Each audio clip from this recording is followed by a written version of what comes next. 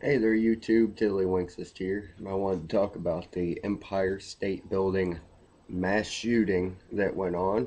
And, man, how many daggum things does Mayor Bloomberg have to put against, we need more strict gun control. What the mayor and New York City is doing should have nothing to do with me in Florida, number one.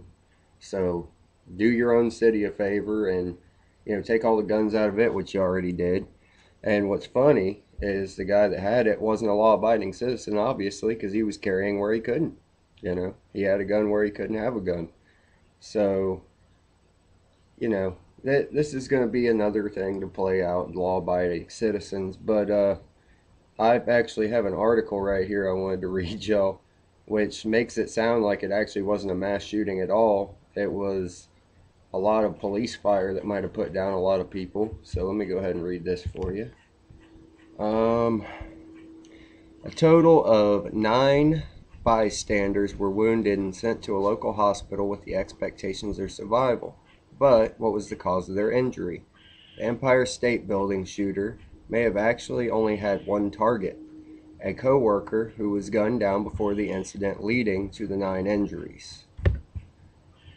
This makes the Empire State Building shooter case quite different than the Batman shootings and the Sikh shootings, but doesn't appear that way in major media.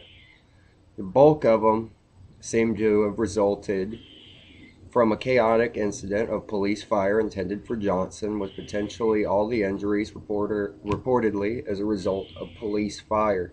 Even Bloomberg admits that Johnson may have not shot any of those bystanders by himself.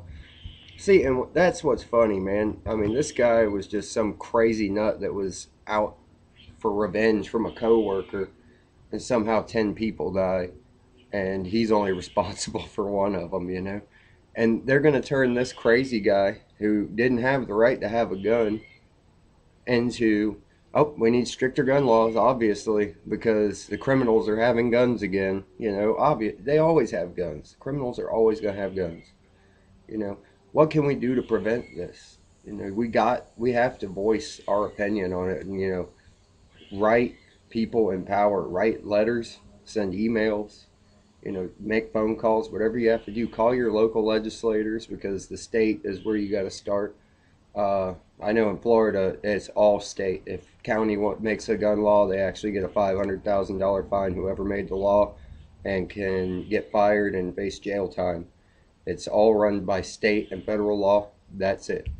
But there are places like New York City, they just make up whatever they want, even if it's not the state law.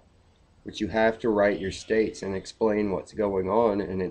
And apparently there was more going on in Chicago again. You got New York and Chicago where you can't carry, and you can't even have a gun in some of those places. DC, and look, they're the most violent places that there are. And it's just getting ridiculous at all these little places that they go, oh, you can't have a gun. Well, that's where the shootings are happening. You know, Obviously, these people are not law abiding citizens, or they wouldn't be carrying the gun there in the first place. But if we could carry there, would it be different?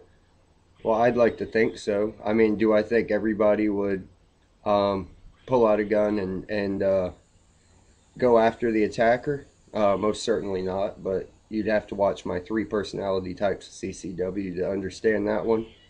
But I just wanted to put my input on this before it goes too crazy. Um, if I get any updates and any of my info is wrong, I will definitely come out and let everybody know.